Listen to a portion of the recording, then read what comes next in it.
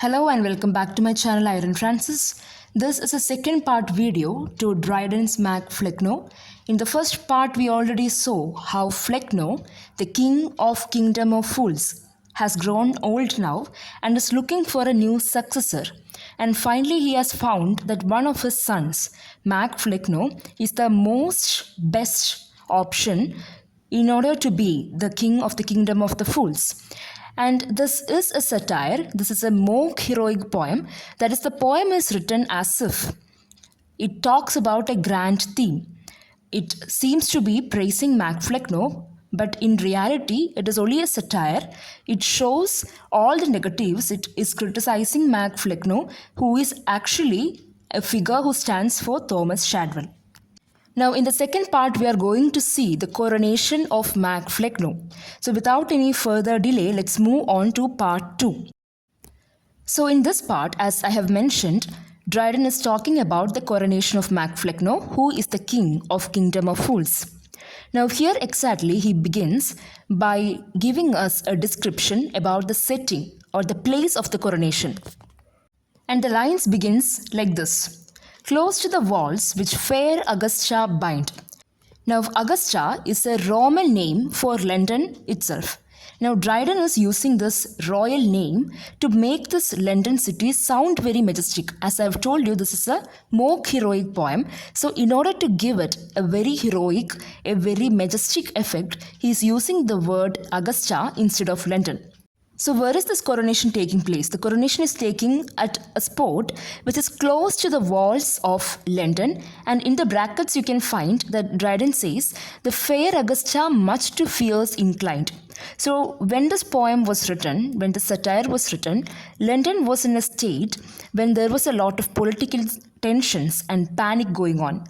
And this is exactly where the coronation is going to take place. And if you have noticed, the place that Dryden has started to describe, it is not located in the heart of London. It is located near the walls. It is on the boundaries of the city, which means he is pointing at the slums which existed in London during those days. Now, near to this walls, near to this place, there is a very old building, an ancient fabric. Fabric means building, which was called the Barbican. Now Barbican is a building which was a military watchtower at a time. But now times have changed and the building has been completely destroyed or completely ruined, and it is completely empty with only its name left. And Dryden says that this particular watchtower, which was once very noble, which was once used as a watchtower for military purposes, has now been completely destroyed, and in these ruins, dirty brothels have been built. It has become a very cheap place with prostitutes, especially older prostitutes who walk around, and even the watchmen, the night watchmen in these areas, do not try to get closer to them. So that kind of brothel has been built in this tower right now. So see, look at the location which Dryden has built for the coronation of a king of Kingdom of Fools. It is not a very majestic royal palace. It is just a very dirty, trashy slum which is filled with full of brothels. Now, near to these brothels, there is a nursery. Now, nursery is a training school. It's a theatre school for actors who are mostly beginners or who cannot act well, who is learning how to act, how to fake their emotions. So Dryden says there are a lot of queens and dramatic heroes here who are learning to laugh and cry. That is, these people doesn't know the basics of acting, but still Dryden calls them queens and heroes, just mock heroic things. So they are here to learn to do the basic emotions, to laugh and to cry. Now this is also the place where infant punks are young prostitutes. They practice their voices here. And all the bad actors, they practice here. So this is not a very good place, that is for sure. And then Dryden says, truly great playwrights like Fletcher, John Fletcher and Ben Jonson. Such playwrights would never even dare to come into a place like this, such low class place like this. They would never come in their buskins. Buskins are the thick boots, shoes worn by the actors when they play serious tragedies. So there are no actors like Fletcher or Johnson who could actually act well. And the only actors who would come to this place are people like Max Mintz, who is actually a character, a tyrant character from Dryden's own place, who is not thought to be a very good character. So only such characters would come to a place like this. No good actors would come here. And if at all somebody is ready to come, it would be simply silly stage clowns like Simkin. And Dryden calls this place the monument of vanished minds. This place is totally devoid. This place is completely empty of intelligence. There is no person in this place who thinks, who has any kind of imagination. So he calls this place the monument of vanished minds. And this place is thought to be the perfect throne for Shadwell. So here Flecknoe, as a place to fame well known, ambitiously designed his Shadwell's throne. And that's not it. Flecknoe says there were also prophecies, especially made by Dekker, Thomas Dekker, that there would be a prince who is born specifically to ruin intelligence, to rule this place of foolishness, and that would be Shadwell. So that prophecy has come true. So again here, Dryden is bringing in Thomas Dekker, who was not thought to be a good writer those days. So he was always mocked for his bad writing. So it is the same Dekker that Dryden is saying that even bad writers, even they have predicted Shadwell's arrival. For generations they have been saying that Shadwell is not just a normal king. He is the complete king of foolishness. So that's how Dryden is placing Thomas Shadwell. Now don't worry about writing down all these points in your notebook. I have prepared a PDF for you which you can easily buy at a very low price. So we will move on to the next line very fast without any delay. Now everybody there is so excited to know who the next king of the kingdom of fools would be. And they are looking forward to this coronation. And here Shadwell is presented. And Dryden is taking a direct attack at Shadwell by using his actual plays that he wrote in real life.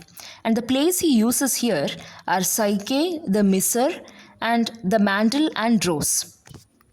So Dryden says here that this is what Shadwell is capable of.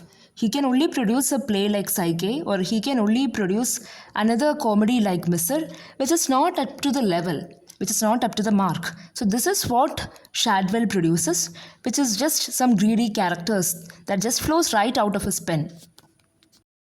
And by now the news has spread everywhere. Empress Fame had published it everywhere. The news about this Mag Flecknoe, who is going to be the king, this has spread. It has become a big news. Now we have seen when someone has to take the throne, a lot of kings or the royals from all over the place, all over the other states too, they come in order to support the to-be king. Now here when Shadwell is going to be the king, people from all over London streets and people who are very bad writers, printers, publishers, who are bad at what they do, those people come to support Shadwell. So they don't even have proper royals visiting this coronation. Instead of proper yeomen, we have cheated booksellers who were cheated by writers. They thought that these books will sell. And he talks about people who writes bad plays. He talks about places like Bun Hill. He talks about a street. But these are not important places at all. They are simply empty lands without any much population. And these are the people who come as supporters for Shadwell. And another thing that Dryden says is that for this coronation, there were no Persian carpets. There were no expensive carpets for Mag Flecknoe to walk on during his coronation.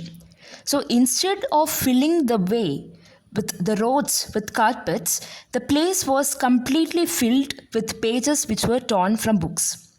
And he also says from what kind of books these pages were torn. They were not torn from simply any books, but they were torn. These pages were torn from books which were there in old bookshops for so long that no people cared to buy them. Here scattered limbs means scattered pages and mangled poets are mangled books. So they were neglected authors and their books remained in these bookshops for so long. These papers would have been used as the paper which could be used around the bakery pies, or it could be also used as a toilet paper, but instead they were put on this road for the king to walk on. And now when we're talking about books that were not sold for so long, he also mentions whose books they were. There were much books, unsold books, written by bad writers like Haywood, books written by Shirley. There were a lot of these lying in the mud. But among them, there was such a big pile of Shadwell's own plays. The works that he wrote, which nobody cared to buy, they were in the street and they were just blocking the roads because almost, according to Dryden, almost all of the works written by Shadwell were not bought by people at all. So all these books were there in the bookshops and now they are on the road, which is blocking the way. So now imagine how embarrassing this would be for Shadwell, that when Dryden says his books are used instead of carpet on the roads. Now Dryden says, say, look at the guards who are standing there protecting Mac Flecknoe. They are not very highly trained soldiers of the king, but they are simply cheated booksellers and unpaid publishers. So these are the people who is standing there as the guardsmen for the king, including Herringman, who is actually Henry Herringman, a famous real-life publisher. He is the person who published most of Shadwell's works. And that's when the hoary prince came, the old prince came, and he just sat on a throne of his own labors. The throne built entirely by his own life's hard work, his own life's work. And near to him, at his right-hand side, our young Mac Flecknoe, he also came and sat. And here Dryden is calling them Rome's other hope, the pillar of the state. But when you say that, the irony is, for the kingdom of fools, for the people of the kingdom of fools, their ultimate aim is to remove any knowledge in their kingdom. So here Dryden says that this is the hope of these people, pillar of the state. That is, they don't have to worry at all. Mac Flecknoe will make it clear that his kingdom will be completely free of any intelligence. And look at the last lines. His brows thick fogs, instead of glorious grace and lament dullness played around his face. So instead of having a halo around his head, a holy glowing halo of light around his head, Shadwell had a thick cloud of dark fog. He had dullness around his head, which showed his pure stupidity. So Shadwell is not just stupid, he is practically radiating an aura of stupidity. And with that, I would like to end this part of Mac Flecknoe. In the third part, we'll be dealing with the grand finale or the conclusion of the poem Mac Flecknoe by Dryden. This is the part. Part 3 is where the coronation ends and Flecknoe gives a big speech to Shadwell, a very fatherly speech to Shadwell, telling him how to do his best. So let me conclude it here. Thank you so much for watching. Please do like, share and subscribe and let me know your comments in the comment section.